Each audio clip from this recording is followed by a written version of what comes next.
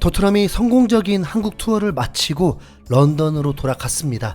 7월 23일 토요일 밤 11시 스코틀랜드에 속해 있는 레인저스와의 프리시즌 세 번째 경기를 치르기 전까지 런던에서 훈련이 이어질 예정입니다.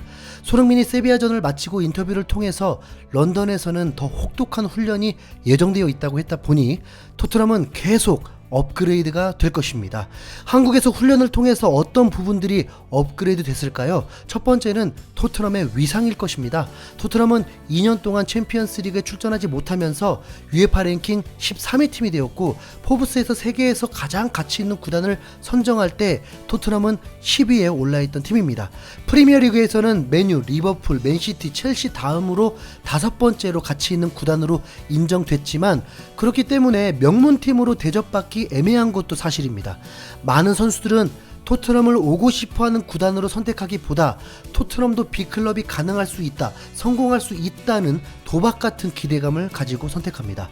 그래서 영입을 하고 팠던 선수들을 뺏긴 경우가 허다했습니다. 그런데 한국을 와보니 아무리 손흥민 때문이라 해도 이런 대우, 그런 분위기는 처음 겪게 되면서 인기를 실감했고, 이는 자신의 가치도 높아지고 자부심이 생기고 책임감도 갖게 되기 때문에 선수들의 사기를 높이는 데 매우 큰 작용을 하면서 토트넘이 업그레이드 됐을 것입니다. 현재 다양한 해석으로 토트넘을 통해 한국의 위상을 찾아내려 안간힘을 쓰는데, 고래는 반대로 한국 때문에 토트넘의 위상이 높아졌다고 전하고 싶네요. 토트넘은 프리미어리그 5번째로 가치 있는 구단이지만 성적만큼은 4위를 넘어 더 높은 곳에 도전하길 원하고 있습니다. 두 번째로 훈련 퀄리티 자체가 높아졌습니다. 오픈 트레이닝으로 확인된 토트넘의 훈련은 11대 11로 치르는 미니게임이 주를 이뤘는데, 곧 팀에서 22명이 구성이 되어야 합니다. 당연히 선수는 22명 이상이 있지만 문제는 선수들의 퀄리티가 다르다 보니 토트넘이 시즌 중 후반 2월 이후 어떻게 훈련을 했을까 다시 한번 상기하게 되고, 당시 15명 정도밖에 뛸 수가 없었고 나머지는 유망주 선수들로 가득했습니다. 하지만 한국에서 훈련을 할 때는 스쿼드가 짱짱한 상태에서 콘테 감독이 원하는 훈련들이 그대로 이행이 되면서 콘테 감독도 선수들 파악이 더 수월해지고 선수들도 선의의 경쟁이 치열해지면서 훈련이 실전처럼 이루어지니까 더 업그레이드 될 수밖에 없었습니다. 그리고 세 번째로는 모우라의 역할 변화가 토트넘의 업그레이드라고 볼 수 있습니다. 세비야전을 마치고 콘테 감독은 모우라의 포지션 변화에 대해서 매우 친절하고 구체적으로 알려줬습니다. 모우라와 한번 포지션 변경에 대해 얘기를 나눴다. 상당히 좋은 수비 옵션이 될 것이다. 페리시치, 칸드레바도 윙어에서 윙백으로 뛰었다. 선수가 100% 적응해야 하는 부분인데 모우라는 충분한 능력을 가지고 있다. 모우라는 섀도우 스트라이커, 측면 공격수, 여기에 윙백까지 다양한 역할을 소화할 수 있게 됐다. 이번 경기에서는 헌신적인 모습을 많이 보여줬다. 경기력에 만족한다면서 칭찬을 아끼지 않았습니다. 토트넘 현지 팬들에게도 이 소식이 전해지면서 매우 의아하면서도 매우 긍정적으로 바라보고 있었습니다. 모우라가 윙백이 될 줄은 정말 상상하지 못했어. 아다마에서 시작해서 모우라가 되다니. 모우라의 윙백은 매우 긍정적인 신호야. 왜냐하면 콘테 감독은 윙백 변화를 주는 우승했으니까. 모우라만큼 성실한 선수도 드물다. 모우라가 팀을 위해 선택한다면 올 시즌 기대해도 좋다. 아다마보다는 모우라가 더 낫지. 모우라가 왜 떠나지 않았을까 하는 의심이 콘테 발언으로 이제 안심이 되었어. 콘테 감독은 정말 탁월한 감독이다. 경기 후 믹스존에서 모우라는 힘든 경기였다. B클럽 두 팀이 붙었다. 친선 경기였지만 많이 힘들었다. 새로운 포지션을 맡았다. 적응하는 데 시간이 필요하지만 팀을 위해 어떤 포지션이든 뛸 자신이 있다라고 인터뷰한 것을 보면 이는 일방적인 압박이 아니라 확실히 서로 합의된 상황입니다. 그렇다면 토트넘 공격 옵션은 더 다양해지고 강해지게 되는 것입니다. 모우라는 이미 토트넘에서 다양한 득점을 보여준 선수입니다. 심지어 최근 3년 동안 프리킥을 넣은 선수는 모우라가 유일합니다. 공격수로서 중거리 슛과 돌파하며 득점, 박스 안에서 헤딩골도 종종 보여줬습니다. 드리블이 장점인 모우라는 자신의 날이다 싶으면 아무도 막지 못해버리는 신들린 듯한 경기를 보여주기도 합니다. 토트넘 챔피언스리그 준우승의 주역 누군지 기억하시죠?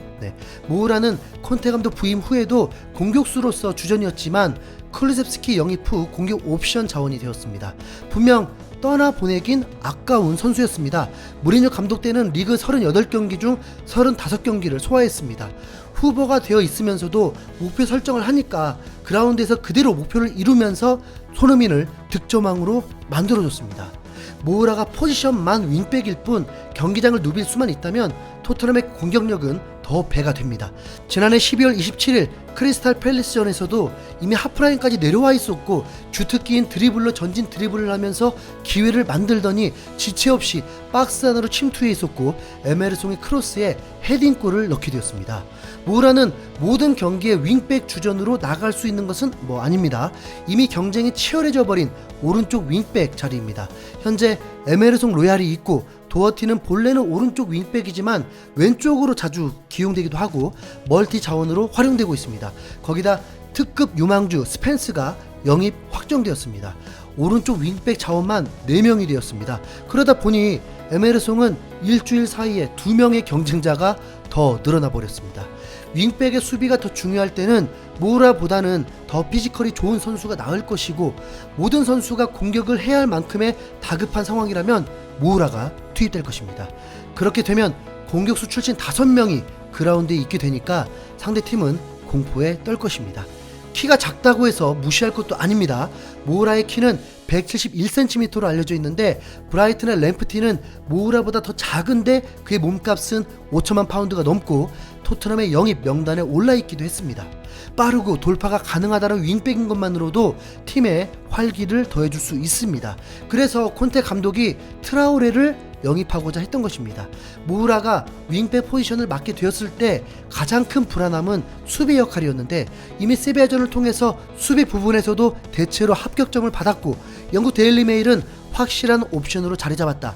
훌륭하게 역할을 수행했고 파이널 서드에서 창의적인 재능을 엿보였다면서 모우라는 잠재적인 윙백으로 토트넘이 원할 때 힘을 불어넣을 것이라고 긍정적으로 바라봤습니다. 과거 손흥민은 팀 내 입지가 불안했던 시절 현재 모우라 같은 상황이 있었습니다. 포체티노 감독이 대놓고 윙백에 손흥민을 올려놓기도 했습니다. 그런 일들이 반복되었다면 손흥민은 지금 토트넘에 없게 되었을 것입니다. 그만큼 포지션 변화는 매우 민감한 부분입니다. 그럼에도 모우라는 팀을 위해 받아들였습니다. 최근 풋볼 런던에서 모우라 인터뷰를 공개하면서 이렇게까지 헌신하는 이유가 무엇인지 알 수 있었습니다. 이번 시즌이 토트넘에서 보내는 마지막 시즌이 될 수 있다. 구단에 달렸다. 그들은 1년 더 연장할 수 있는 선택권이 있다. 나의 시즌 첫 번째 목표는 우승 트로피다. 상파울루, 파리 생제르맹, 브라질 대표팀과 우승을 해봤다. 토트넘과도 트로피를 가져보고 싶다. 난 토트넘이 그럴 자격이 있다고 생각한다. 그러나 말로만 해서는 안 된다. 그 목표를 위해 열심히 해야 한다. 나머지 하나는 대표팀 복귀다. 연말의 월드컵 출전은 매우 어렵겠지만 불가능한 것은 없다. 난 희망을 갖고 최선을 다할 것이다. 2가지가 내 목표다라고 덧붙였습니다.